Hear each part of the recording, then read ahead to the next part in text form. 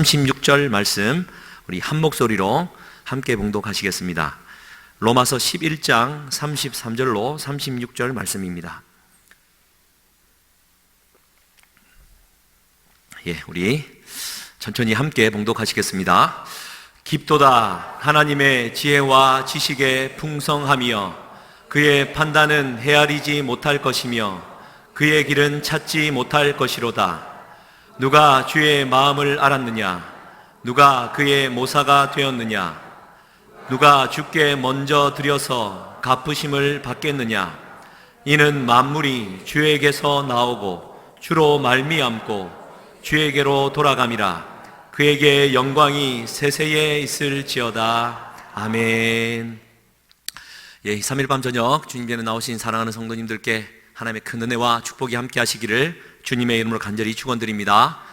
자분들과 함께 사랑합니다, 축복합니다, 사랑합니다, 축복합니다 인사 나누시고 그 축복이 그대로 이루어지기를 간절히 소망합니다.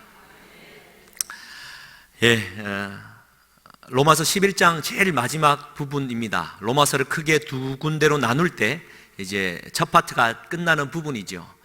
바울은 이 부분을 마무리하면서 경탄의 찬양의 시로 마무리하고 있습니다. 깊도다 하나님의 은혜와 지식의 풍성함이여.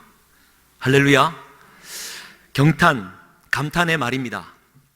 세월이 흘러가면 갈수록 늘어나는 것이 있다면 삶에 대한 그 경험과 연륜일 것입니다.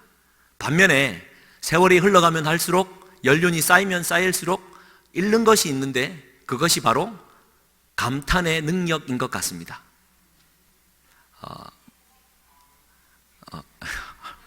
할렐루야. 저보다도 목소리가 좋은. 여러분, 감탄의 능력이 여전하십니까?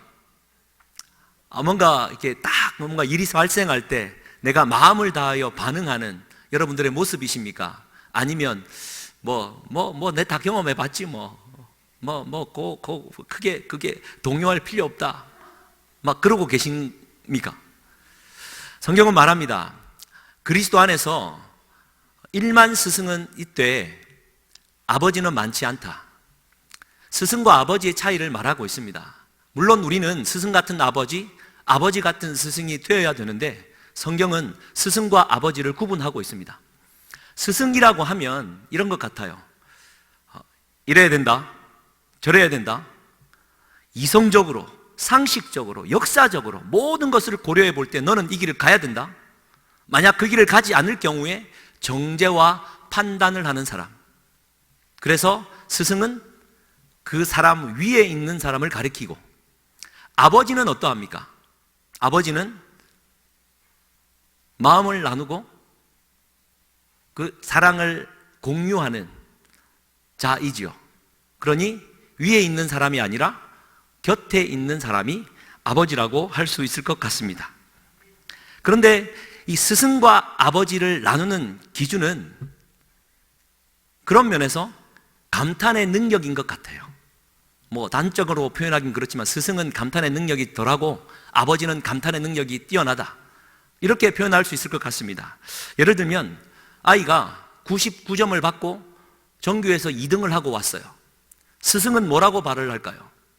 스승 같은 부모는 뭐라 말하겠습니까?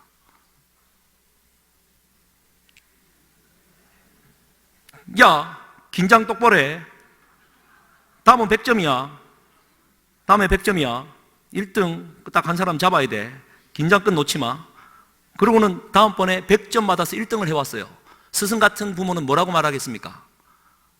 교만하지 마. 따라온다. 밑에 애들 따라오니까 정신 똑바로 차려. 딱 떨어지면 야 끝나 라고 말하는 게 스승이고, 아버지는 99점 받아오면 우와, 야 역시 내 아들, 야 어떻게 99점을 받을 수 있어? 장하다 아들. 야, 아빠가 이렇게 기쁜데 우리 아들은 얼마나 기쁘겠어. 하나님이 축복하실 거야. 아버지입니다. 물론 저는 저도 스승 같은 아버지인 것 같아요. 이 말씀을 준비하면서 드는 생각이 있었습니다. 저희 이제 둘째 아들이 학가다를 말씀을 잘 외워요. 이사야 40장 약 한 몇십 구절, 마가복음 14장 15장 몇십 구절을 처음부터 끝까지 달리고 외웁니다. 대단해요. 와, 야, 대단하다. 역시 아빠 아들. 이제 이러는데, 한 번은 이제 롯의 아내가 뒤를 돌아보므로 소금 기둥이 되었더라. 이 짧은 말씀을 잘 외우고는 이제 몇 번을 썼는데 뭐라고 썼는 줄 아냐면, 롯의 아내가 돌아보므로 설탕 기둥이 되었더라. 설탕 기둥이 되었더라. 야, 말씀을 그렇게 잘 외워놓고는 설탕 기둥이 뭐냐? 아니라고, 나 소금 기둥 썼다고. 야, 또 보라고 딱 보여주니까 본인이 이제 딱 아는 거예요. 수십 구절을 해봐야, 야, 성경의 1.1핵이라도 말이지. 꽂지 말랬는데, 설탕 기둥이 뭐냐?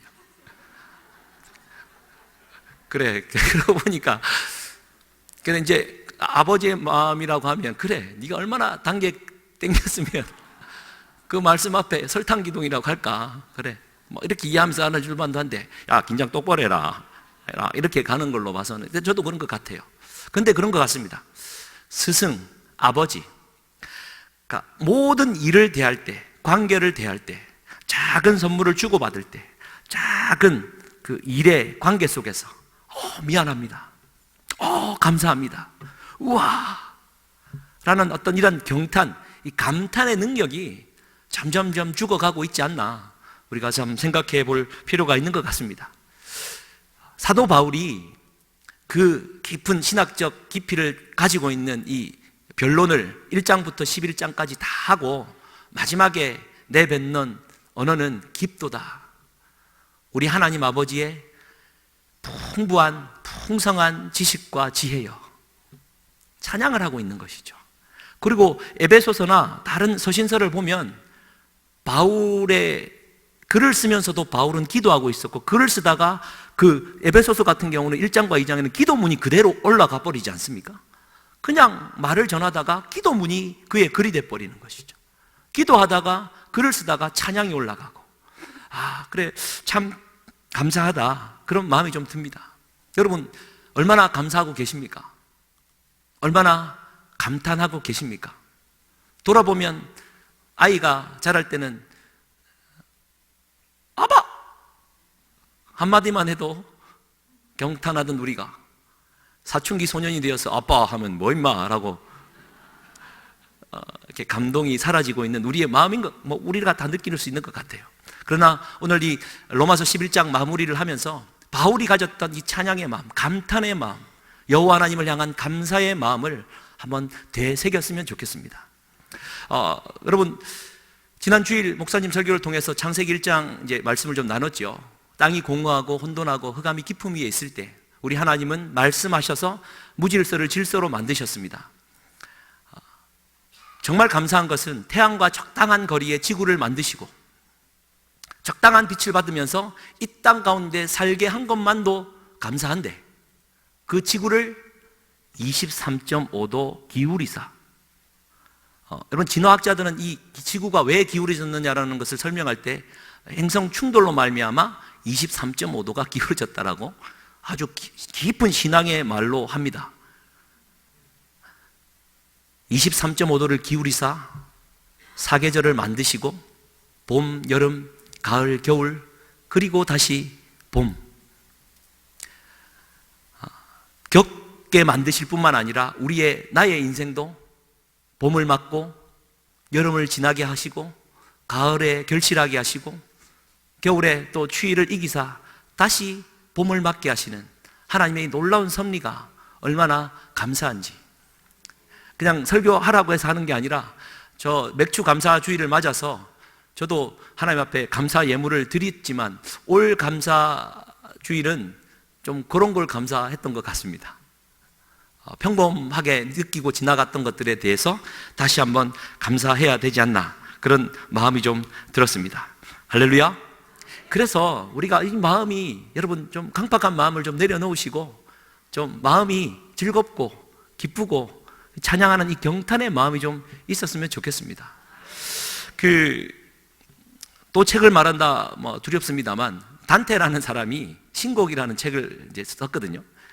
단테는 그 성경에 기록된 대로 인간이 연수가 70이고 강건하면 80이라는 말에 그가 진짜 35세 때에 그의 고향인 피렌체, 플로렌스의 추방을 당합니다. 인생의 길에서 딱 절망을 만나요. 그 당시에 뭐 쫓겨나는 건 완전히 생명이 없어지는 것과 같은 거였기 때문에. 그런데 거기에서 이제 신곡이라는 글이 나옵니다. 지옥과 연옥과 천국을 이제 여행하는 이 어떤 그 다 녹아있는 아름다운 이제 글이 완성이 되는데요. 그 이제 내용은 그렇습니다. 이제 베르길리우스라는 아버지 같은 스승이 딱 나타나서 자기를 지옥과 연옥과 천국으로 이제 인도를 해줘요. 다름이 아니라 딱 지옥문 앞에서, 그러니까 지금 그러니까 100편의 시인데 3편이 이제 딱 시작을 하는 부분인데, 지옥문 앞에서 어떤 그 울부짖는 소리를 듣습니다. 분노의 소리, 고통의 소리, 절규의 목소리를 들을 때 스승에게 묻죠. 스승님, 무슨 소리입니까? 라는 질문 앞에 이제 이렇게 그는 대답을 합니다. 파워포인트 좀 띄워주시면, 이 불쌍한 영혼들은 불쌍한 방식으로 세상을 살았다. 그들은 오명도 없고 명성도 없는 미지근한 영혼들이다. 이들은 자신의 상태를 유지하는 것을 인생의 최우선으로 삼은 사람들이다. 신에게 충성도 반역도 하지 않고 오직 자기 욕심만을 위해 산 타락한 천사들도 섞여 있지. 하늘은 이들 때문에 천국이 더럽혀질까 봐 내쫓았고, 깊은 지옥에서도 그들이 자기보다 더 죄가 무거운 사람만 봄으로 자기 죄를 잊고 득이 양양해지면 안 되기 때문에 그들을 받아들이기를 거절한 것이지. 그들은 아무 일도 시도하지 않았다. 좋은 일을 하지도 않았고 나쁜 일을 도모하지도 않았다. 그들은 우주 안에서 자신이 해야 할 일을 몰라 그저 하루하루 현상 유지를 위해 연명한 폐품들이며 세상에 아무런 영향을 끼치지 않은 자들이다. 할렐루야. 늘 이렇게 읽고 나면은 똑같은 표정을 지어주시니 감사합니다. 네가 뭐 하려고 그런 걸 가져왔나? 여러분, 그러니까 뭐 사후 세계가 뭐 지옥이 있고 연옥이 있고 뭐 이렇다는 얘기가 아니라, 한 인생이 절망의 끝에 그가 가졌던 모든 삶의 연륜을 담아 지금 말하고 있는 이 출발점에 지옥문 앞에 섰습니다. 여러분 기억나십니까? 베드로의 신앙 고백 끝에 하나님 예수님이 축복하시죠. 바요나 시몬아, 내가 복이 있도다. 천국 열쇠를 내가 주노니 음부의 권세가 너를 이기지 못할 것이다. 할렐루야. 음부의 권세가 원어로는 지옥문이다라는 것 기억나십니까? 하나님께서 축복해 주셔서 천국의 열쇠를 쥐고 있는 나의 신앙인은 바로 그 앞에 지옥문이 있다라는 거예요. 근데 이 지옥문을 이겨야 된다라는 것을 여러분 기억하실 줄 믿습니다. 이 지금 단테가 지옥문 앞에서 지옥문 안에도 들어가지도 못하고 천국에도 못 가고 그냥 절망 가운데 살아가고 있는 사람들을 제일 먼저 발견했는데, 그 사람들이 어떤 사람들이라고요? 미지근한 영혼들.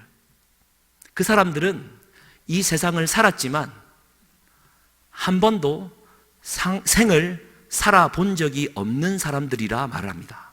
아니, 이렇게 내가 열심히 살고 가족을 위해, 나라를 위해 충성 봉사하고 나라의 국익을 담당했는데 내가 산 게 아니라고? 억울하잖아요. 그런데 맞는 것 같아요. 여러분은 정말 여러분의 생을 살고 계십니까?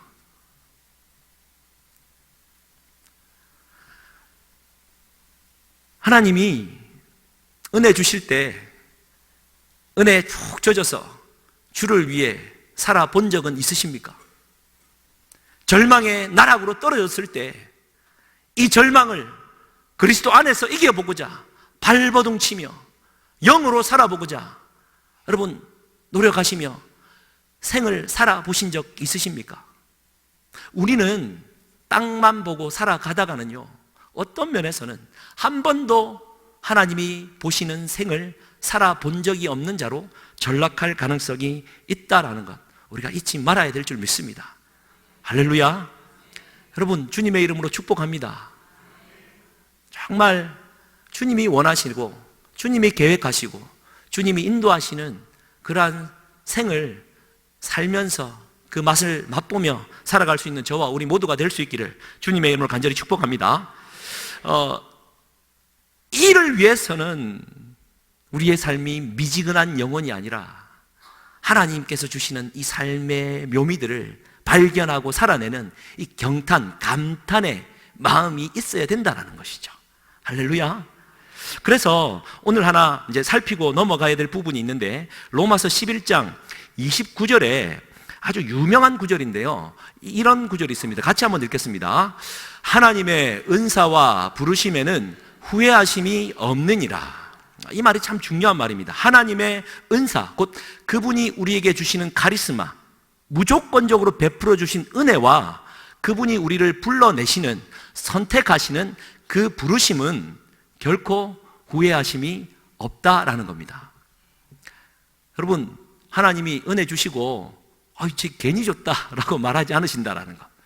하나님이 불러놓고는 쟤 괜히 불렀다라고 말하지 아니하신다라는 것에 감사하고 감탄할 수 있는 우리 모두가 될 수 있기를 주님의 이름으로 간절히 축복합니다. 그런데 여러분, 정말 하나님이 후회하지 않으시는 분이십니까? 지금 이 말은 유대인들을 하나님이 택하셨지만 그들이 불순종으로 하나님이 버리셨잖아요. 그런데 이 불순종 때문에 이방인들이 순종을 얻고 은혜를 입었잖아요. 그런데 또 반면에 이방인들이 불순종함으로 말미암아 또 유대인들에게 하나님의 은혜가 넘어가잖아요. 그러니까 서로의 모든 불순종들이 모두를 구원하시고 순종하게 하시는 하나님의 섭리 안에 있다라는 이 얘기를 하려고 지금 하나님의 은사와 부르심에는 후회하심이 없다라고 말을 하고 있는 겁니다.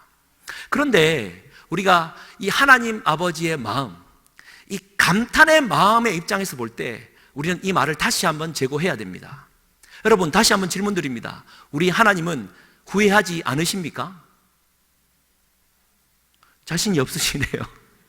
말씀 몇 구절 찾을 필요 있습니다. 민수기 23장 19절 같이 한번 읽겠습니다. 스크린에 있습니다. 하나님은 사람이 아니시니 거짓말을 하지 않으시고 인생이 아니시니 후회가 없으시도다. 어찌 그 말씀하신 바를 행하지 않으시며 하신 말씀을 실행하지 않으시랴. 아멘. 인생이 아니니 후회가 없으시다. 후회하지 않으시는 분이 확실합니다.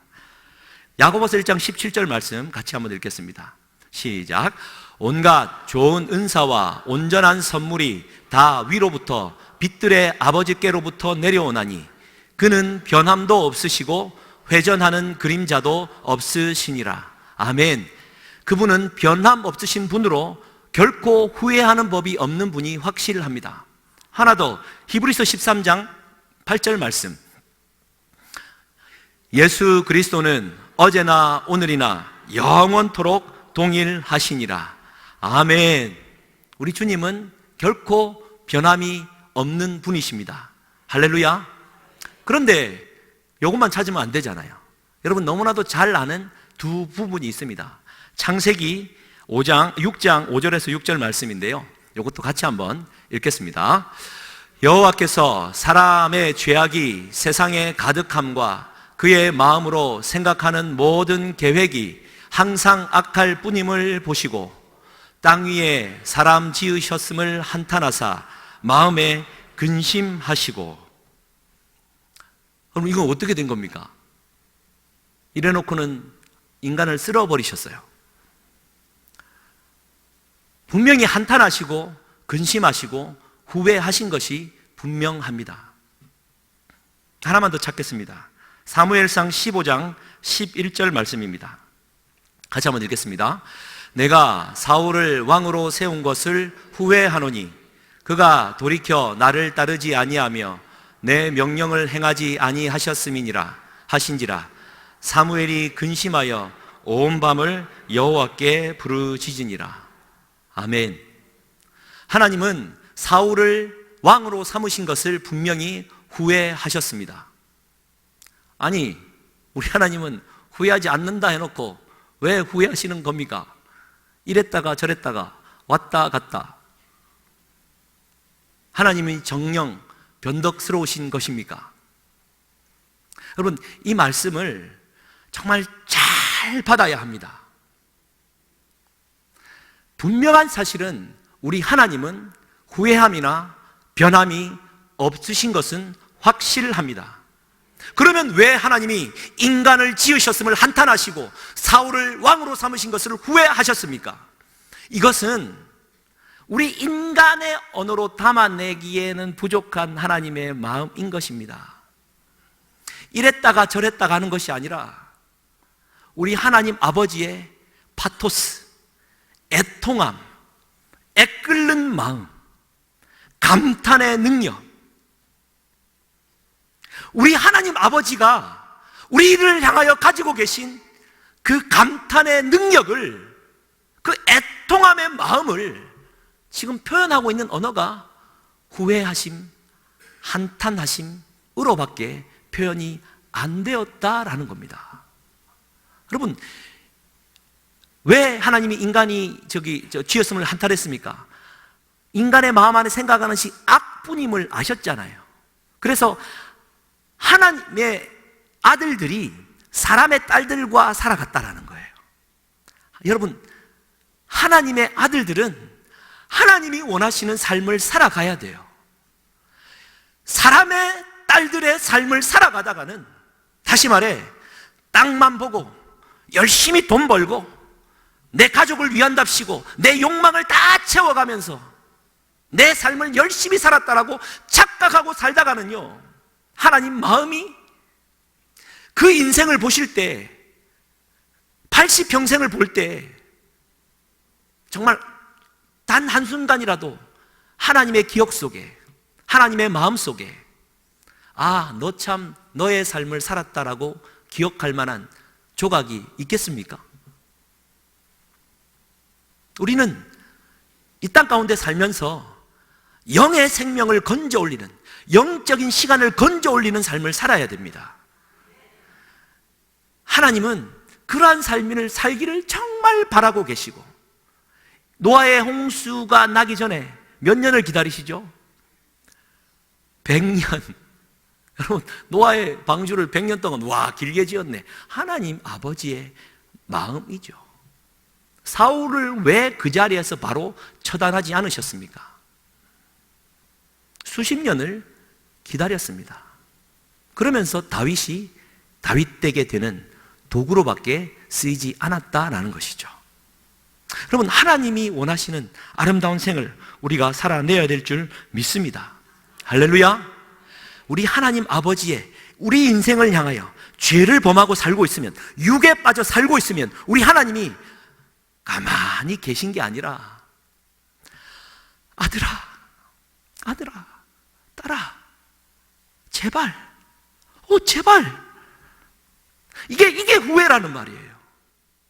이게 한탄이에요. 제발. 그런데 정말 영이 살아 감사하며 정말 지구 23.5도 기울어진 것도 감사하고 사는 너의 인생을 보니, 아, 내 아들아, 역시 난 너를 통해 정말 영광 받겠노라. 우리 하나님의 아버지의 마음이 왔다 갔다. 이게 하나님 아버지의 변덕이죠. 할렐루야. 우리 하나님은 그런 하나님이심을, 그런 만큼, 여러분, 오늘 그 34절 말씀에 이렇게 사도 바울이 또 찬송하지 않습니까? 누가 주의 마음을 알았느냐? 누가 그의 모사가 되었느냐? 누가 주의 마음을 알았느냐? 이 주님의 마음을 바울은 알았던 거죠. 감탄의 능력. 아, 우리 주님 얼마나 오묘하게 내 삶을 인도하는지. 봄, 여름, 가을, 주여 이 힘든 겨울을 어찌 다 이깁니까? 어느새 봄. 이 아름다운 삶을 이끄시는 하나님의 섭리와 경륜을 바울은 감탄하면서 살아가고 있음을 우리가 잊지 말았으면 좋겠습니다. 근래에 여러분, 우리 교회가 이제 중보기도도 열심히 하고 저도 열심히 순종하며 다가오고 있습니다. 지금 목소리가 좀 괜찮죠? 할렐루야. 진짜 쉬게 부르짖는데 요새는 목이 잘 안 쉬는 것 같아요. 막 진짜. 근데 여러분, 제가 나누고 싶은 것은 그겁니다. 제가 동탄 갔다 와서 은혜 받았다라고 막 부르짖으려고, 목사님이 부르짖으라니까 부르짖는다. 물론 그런 부분도 순종하는 부분이 있습니다만, 제가 진짜 계속해서 부르짖을 수밖에 없고 부르짖는 이유는 제 안에 간절함이 있기 때문입니다. 왜냐하면요, 제가 이제 목사가 되기 전에 전도사 때 은혜 받은 모습이 있어요. 특히 곽선희 목사님이었고 또 다른 목사님이 있는데, 우리가 보통 기도를 이렇게 하잖아요. 그런데 목사님이 나와서 딱 강대상을 안고 고개를 살짝 들고 주여 하나님 아버지 감사합니다, 요 모습에 반해가지고 앉아서나 할 때도 의자를 옆에 착 잡고 주여 아버지 하나님 아버지 주여, 뭐 조금 교만하다 싶으면 살짝 잡아가지고 주여 아버지 하나님. 근데 간절함 이런 거 없이 경건의 모양은 가지고 기도하는 게 맞다라고 생각했어요. 그런데 우리 주 예수 그리스도 또 성령 하나님을 갈구하다 보니까 저는 요새 이제 제가 가진 마음은 뭐냐면은 기도를 한번 하면 온몸에 땀이 나도록 해야 된다. 그래서요, 안 그래도 제가 뱃살이 많이 빠졌는데 요새 뱃살이 장난 아닙니다. 물론 남아있는 흔적들이 많은데요, 막 단단할 정도로 막 꽉 부르짖고, 그래 땀이 온몸을 적실 때까지 기도하고, 특히 이제 제 마음 안에 또 기도하면서 깨달았던 거는 요런 교만의 자세에서 간절히 손을 모아서 주님 앞에 기도하는 자세로 돌아섰습니다. 할렐루야. 왜요? 자꾸 신앙생활을 하다 보니까 겉멋 늘지, 우리 그리스도 앞에 어떤 경건의 모양들은 쌓여가지, 그렇게 하는 것이 영성의 깊은 곳에 도달한 사람의 모습 같지, 막 많은 것들이 덕지덕지 붙어있는 모습들을 좀 발견하게 되었고, 그래 우리 주님이 이왕 하실 거, 그래 내가 알지 못했던 그 세계에 들어가도록 주여! 혹 소리 들려들어도 용서하십시오. 그거는 진짜 기도하다가 좀 더 가려고 막 부르짖는 겁니다. 정말 그렇게 되더라고요. 하나님 주여! 그렇게 되더라고요. 왜요? 어떤 면에서는 44년 지금까지 신앙생활 하면서 목회자라고 불러놨는데 하나님을 그렇게 갈구한 적이 네가 있더냐? 네 안에 하나님 아버지의 그 감탄의 능력을 담을 만한 감탄의 능력이 네 안에는 있더냐? 네 마음 안에는 정말 하나님께서 베풀어 놓으신 이 자연 세계를 흠양하며 감사하며 찬송할 만한 바울의 영성이 있더냐? 하나도 없었더라고요. 그래서 겸손하게 그냥 그렇게 기도하기로 작정한 겁니다. 우리도 그래야 되지 않겠습니까? 감탄하고 주여 주여 좀 내게도 좀 하나님 은혜 주십시오. 정말 주님이 보실 때 44년의 삶이, 이건 저를 가리키는 말입니다, 아무것도 건져 올릴 만한 게 없었다면 주여 이 시간 이후로는 주님이 보실 때 건져 올릴 만한 생을 내가 살아가게 해 주옵소서. 그런 고백을 우리 모두가 함께 해 나갔으면 좋겠습니다. 할렐루야. 이사야 22장 12절에서 14절에는 이렇게 기록이 되어 있습니다. 이것도 한번 띄워주시면 감사하겠습니다. 그리고 지난주 수요일 날 방송실이 왜 이러냐고 제가 말했는데 알고 봤더니 제가 실수했습니다. 잘못된 구절을 알려줘가지고 방송실 열심히 하는 방송실만 뭐라 해서 죄송합니다. 방송실 사랑하고 축복합니다. 3절 말씀인데요, 같이 한번 읽겠습니다. 시작. 그날에 주 만군의 여호와께서 명령하사 통곡하며 애곡하며 머리털을 뜯으며 굵은 배를 띠라 하셨거늘 너희가 기뻐하며 즐거워하여 소를 죽이고 양을 잡아 고기를 먹고 포도주를 마시면서 내일 죽으리니 먹고 마시자 하는도다. 만군의 여호와께서 친히 내 귀에 들려 이르시되 진실로 이 죄악은 너희가 죽기까지 용서하지 못하리라 하셨느니라. 주 만군의 여호와의 말씀이니라. 여러분, 무서운 말씀입니다. 13절에 내일 죽을 건데 야, 소 잡고 양 잡아서 그래 먹고 마시자. 그래 내일 죽을 건데 그래 오늘을 즐기자. 무슨 삶입니까? 사람의 딸들의 삶이고요. 하나님 보시기에 아무것도 살아내지 못한 삶입니다. 그런데 그것만으로 족하면 좋은데 14절에는 이렇게 말을 하죠. 진실로 이 죄악은 너희가 죽기까지 용서하지 못하리라. 여러분, 육으로 사는 삶, 내 욕망을 따라 자기 욕심대로 사는 삶, 그렇게 살 수 있죠. 저도 적당한 선에서는 그렇게 살아온 것 같습니다. 그런데 오늘 주님의 말씀으로 받았으면 좋겠습니다. 죽기까지 용서하지 못하리라. 근데 이 말씀이 여러분 부활장 고린도전서 15장에 비슷하게 기록되어 있는 거 아시죠? 이 말씀도 한번 띄워주십시오. 같이 한번 읽겠습니다. 내가 사람의 방법으로 에베소에서 맹수와 더불어 싸웠다면 내게 무슨 유익이 있으리요? 죽은 자가 다시 살아나지 못한다면 내일 죽을 터이니 먹고 마시자 하리라. 여러분, 이 말씀 바로 31절의 끝부분이 나는 날마다 죽노라. 그리고는 이 말씀을 시작합니다. 내가 사람의 방법으로 에베소에서 맹수와 더불어 싸웠다면, 실제로 맹수와 더불어 싸웠다라는 뜻이라기보다는 맹수와도 같은 원수들과 다투면서 영적 싸움을 했는데 그 싸움을 내가 사람의 방법으로 하지 않았다라는 거예요. 우리의 삶이어야 합니다.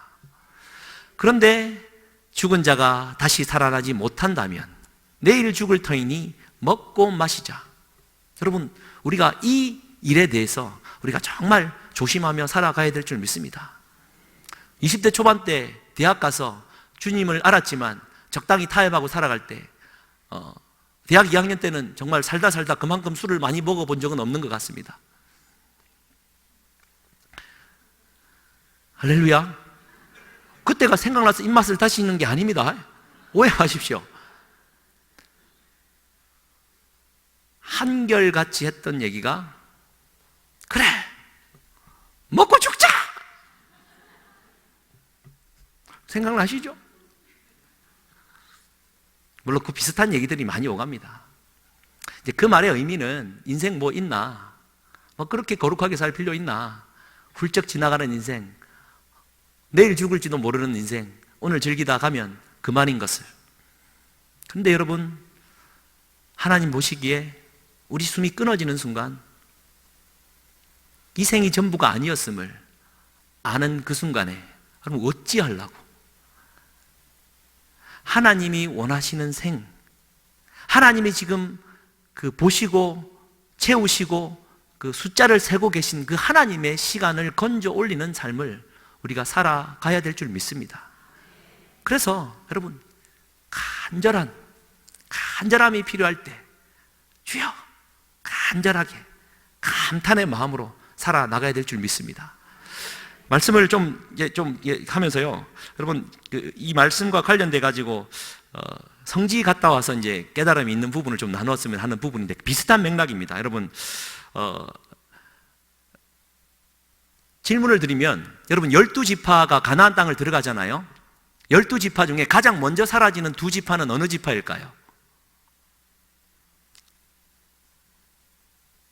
자신 있게 틀려보십시오. 뭐라고 답이 나오는 것 같아요. 여러분 지도 한번 띄워 주십시오. 이게 좀 잘 보이십니까? 제일 아래에 좀 사해 바다가 보이시죠? 그 오른편에 보면은 르우벤 지파가 이제 받은 땅이 있습니다. 초록색이죠. 지금 이제 르우벤 지파만 한번 보십시오. 가나안 땅을 받아서 가나안으로 들어갑니다. 여러분, 우리가 미래로 세계로 가나안인데, 제가 이 설교는 반드시 한번 해야 될 텐데 라고 했는데 오늘 좀 하는데 정리가 잘 될지 시간이 좀 짧아서 그렇지만 다음번에 하면 다시 한번 더 할 텐데요. 가나안 땅을 들어갔을 때 저 르우벤 지파가 가장 먼저 땅을 분배받습니다. 그죠? 왜일까요? 요단강을 건너서 저 예루살렘 있는 왼쪽 편으로 들어가지도 않았는데 저 길을 딱 들어가는 순간 르우벤 지파가 이 땅을 달라고 했어요. 그러니 모세가 그래 이 땅을 줬어요. 왜요? 르우벤 지파는 장자였거든요.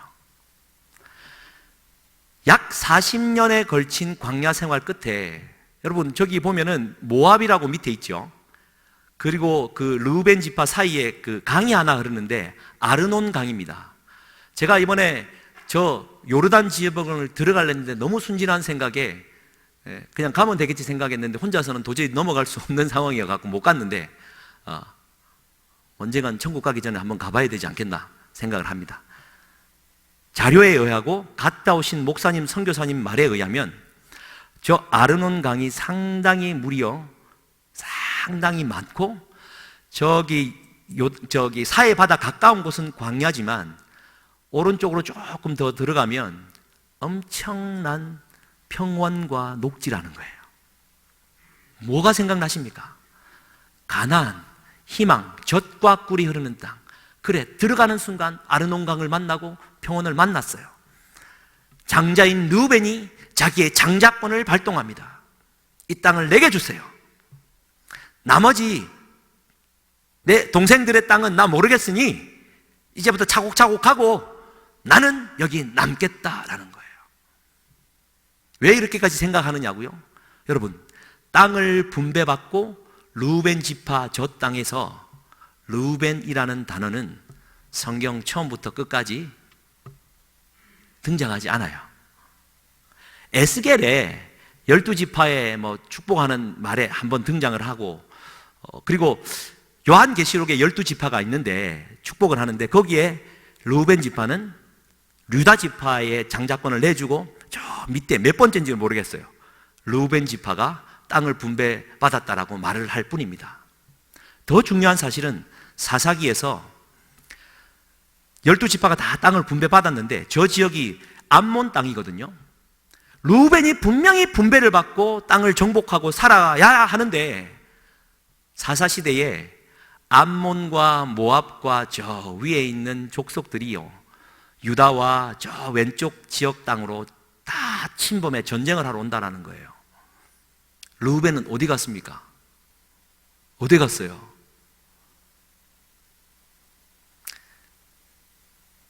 여러분, 가나안 땅을 눈으로 보기에 좋은 땅을 택했다가는 끝나는 겁니다.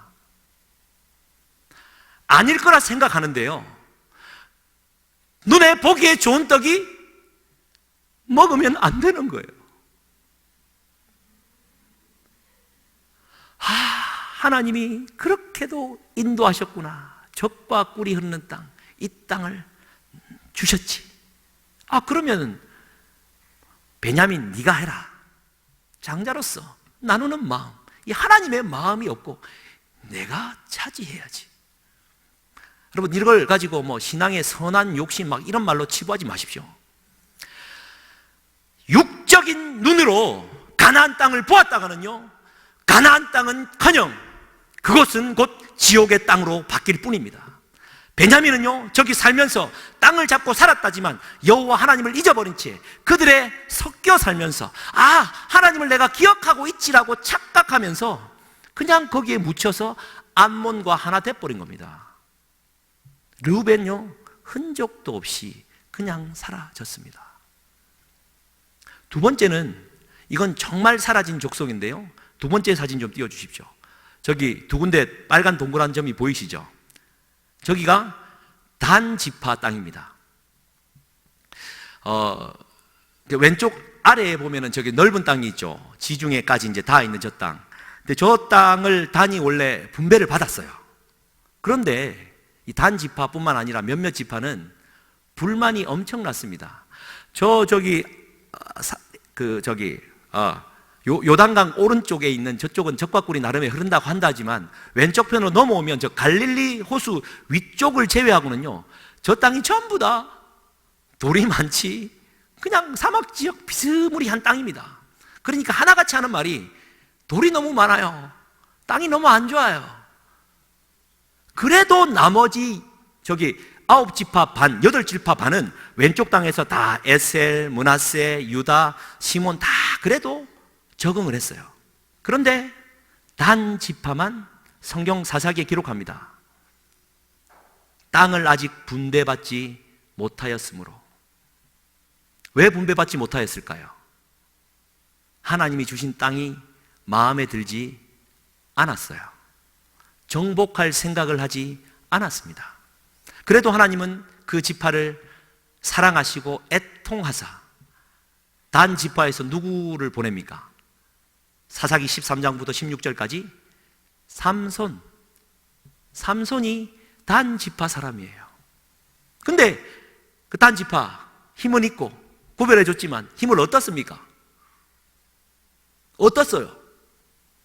이방 여인에게 자랑하는데 딱 단 지파의 성격을 그대로 알려줍니다. 그런데요, 단 지파가 저 왼쪽 아래의 땅을 지명받았는데 저 위에 또 단이 있습니다. 사사기에 이렇게 기록됩니다. 저들이 땅을 분배받지 못하였으므로 정탐꾼 5명을 좋은 땅이 어디 있는지 보냅니다. 그러니까 저 한 150km 되는 저 윗동네까지 5명이 가서 그 지도를 그대로 좀 띄워주십시오. 그 땅을 보러 올라가요. 너무 좋아요. 그리고 다시 내려와서 그 땅을 올라가자고 합니다. 올라가는 길에 여러분 이건 사사기 이제 17장 18장 이야기인데 참 중요한 이야기입니다.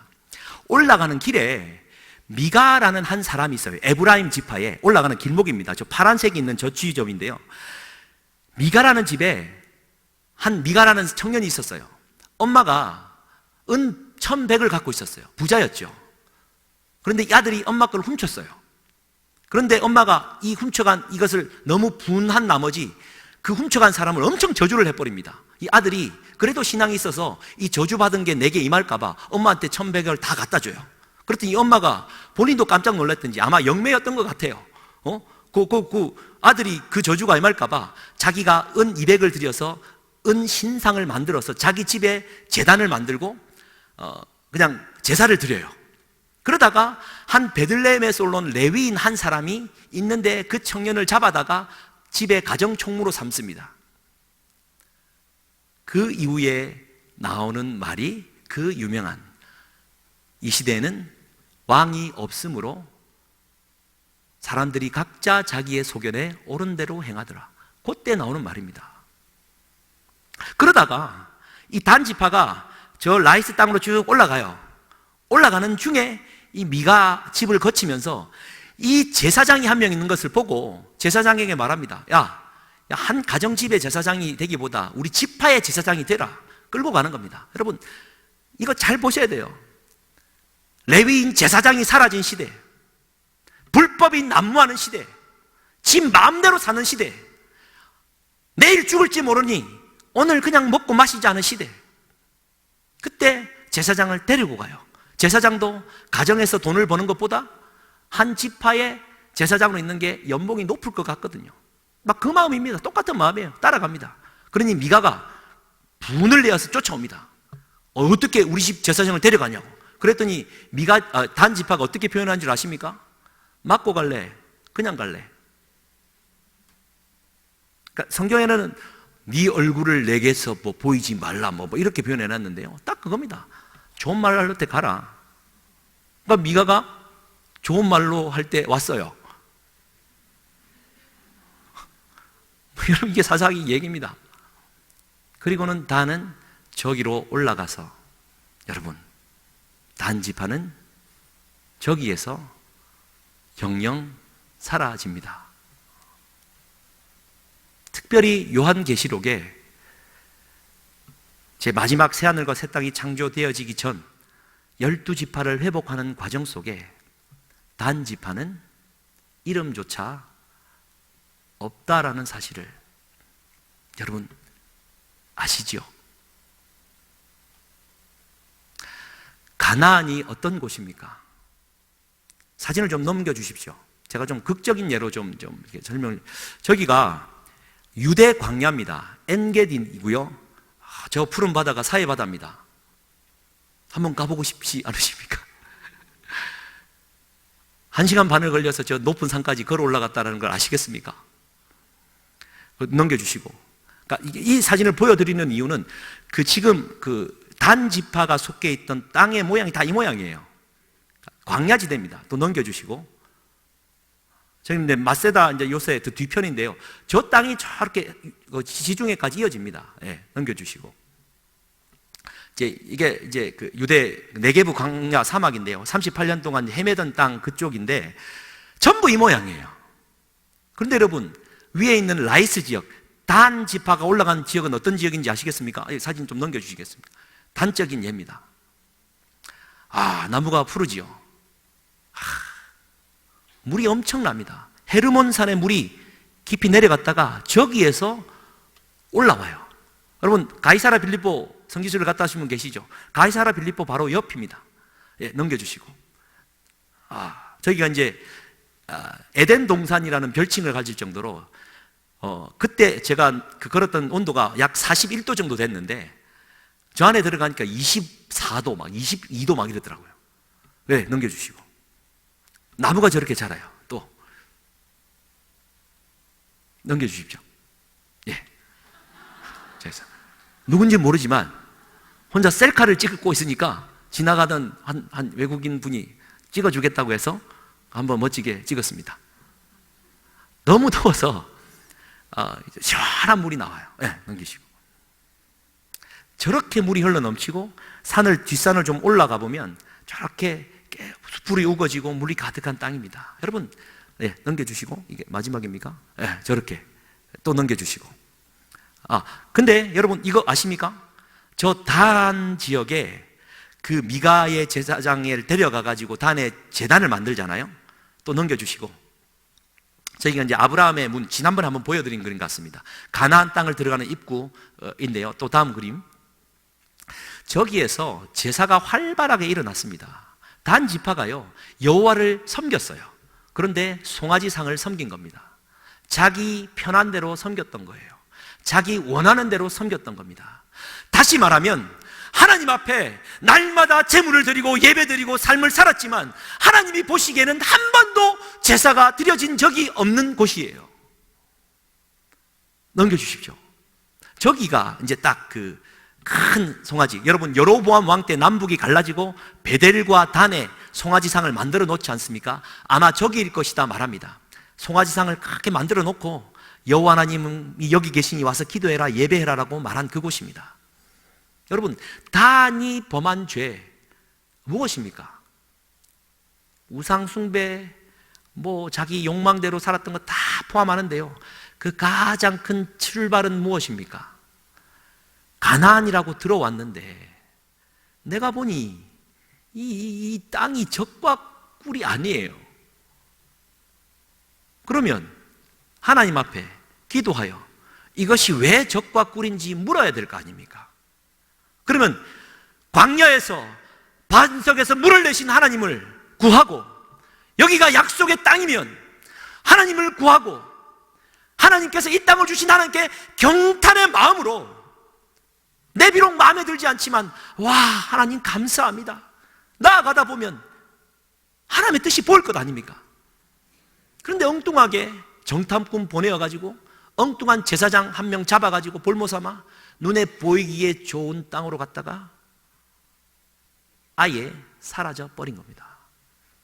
여러분, 눈에 보이기에 좋은 떡은요, 먹기에 좋지만 먹어서는 안 되는 떡임을, 물론 잘 드시고 사시기를 주님의 이름으로 이제 축복합니다.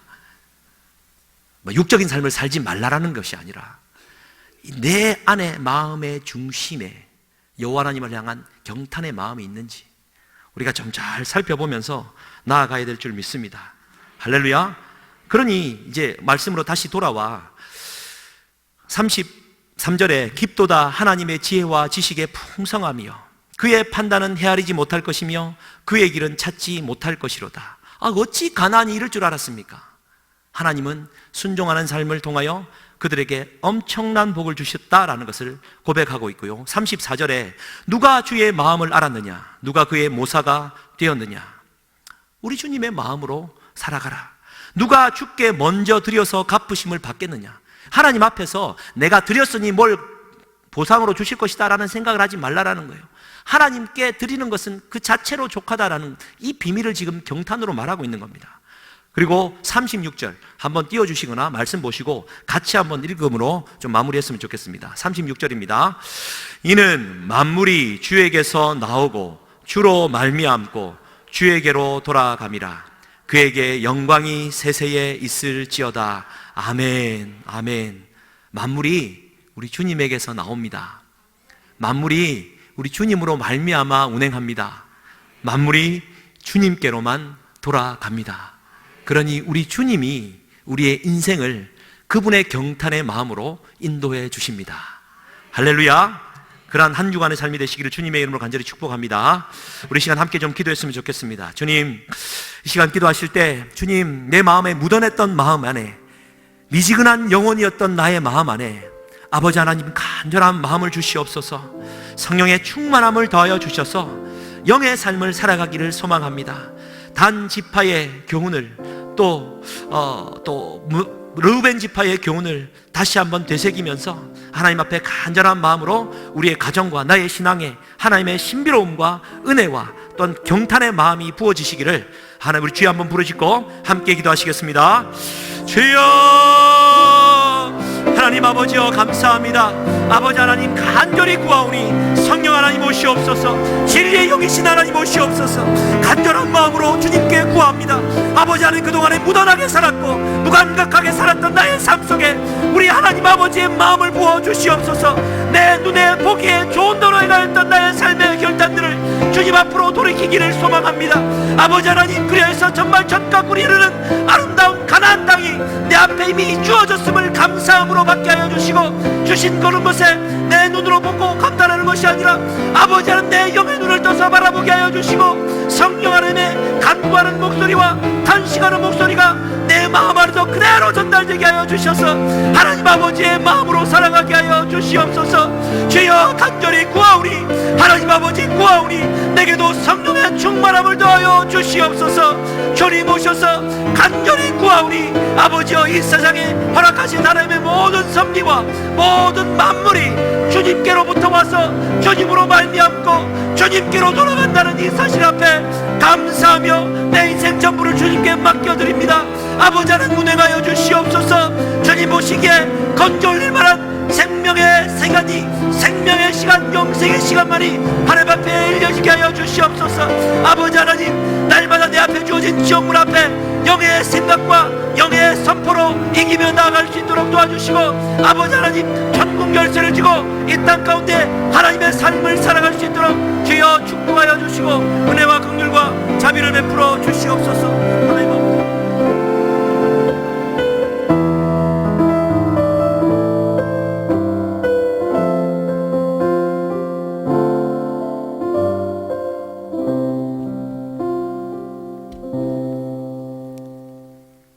할렐루야, 할렐루야.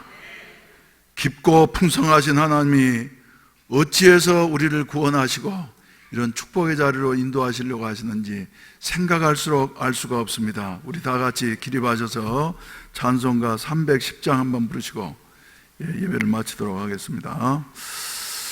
우리 교회 지금 기도운동이 강력하게 일어나고 있습니다. 여러분들도 이 대열에서 낙오되지 아니하고 함께 기도하면서 열심히 하나님 앞에 매달려서 성령의 뜨거운 역사를 체험하는 이와 같은 은혜가 있어지기를 주의 이름으로 축원을 드립니다. 우리 하나님이 우리를 위해서 이렇게 큰 은혜를 예비하셨다고 하는 사실을 기억을 하시고 구경꾼이 아니라 주인공들이 되시기를 바랍니다. 부르십시다.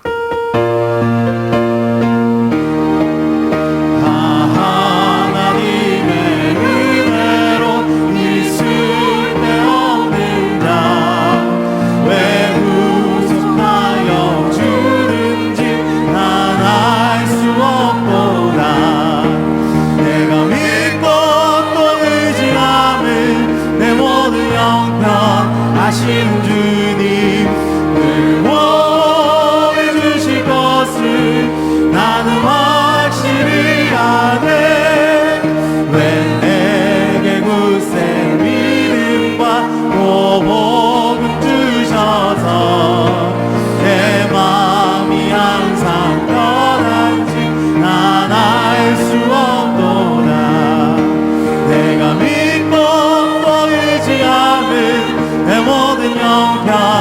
하시는 주님 늘 보여주실 것을 나는 확실히 아네.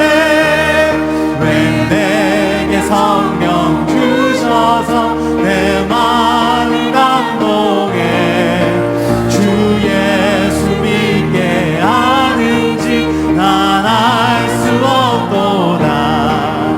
내가 믿고 또 의지함은 내 모든 형편 하시는 주님 늘 보여주실 것을 나는 확실히 아네. 주 언제 강림하실지 옥 밤에 옥 낮에 또 주님 만날 그곳도 난 알 수 없도다. 내가 믿고 또 의지함은 내 모든 형편 하신 주님 늘 보여주실 것을 나는 확실히 아네. 자비하신 우리 아버지 하나님 감사합니다. 비오는 수요일 저녁에 저희들의 발걸음을 재촉하시어서 주의 전에 참석하게 하시고 이렇게 은혜스러운 말씀을 듣게 하시니 감사합니다. 아버지 하나님이여, 주여 우리 하나님의 사랑은 주여 깊고 넓고 높은 줄로 믿습니다. 이 하나님의 사랑을 주여 날마다 깨달아 할 수 있도록 성령께서 우리를 감동하시고 감화하시고 충만케 하여 주시어서 주의 영광만을 위해서 살아갈 수 있는 저희들이 되게 하여 주시옵소서. 오늘 또 선포된 말씀을 마음속에 안고 돌아가는 성도들마다 저들의 삶 속에 아름다운 열매를 맺히게 하여 주시옵시고, 또 주여 아는 자리에서 끝나지 아니하고 우리 하나님께서 주여 실제로 행할 수 있는 이와 같은 능력을 베풀어 주시어서 세상 속에 증인으로서의 삶을 살아갈 수 있도록 도와주시어서 믿는 자의 수가 더하여지는 이와 같은 놀라운 축복의 역사가 있어지게 하시옵소서. 이 시간에도 주님의 은혜에 감사해서 여러 가지 모양으로 헌물들을 주님 앞에 드렸사오니 주님이 연락하시고 축복해 주시옵소서.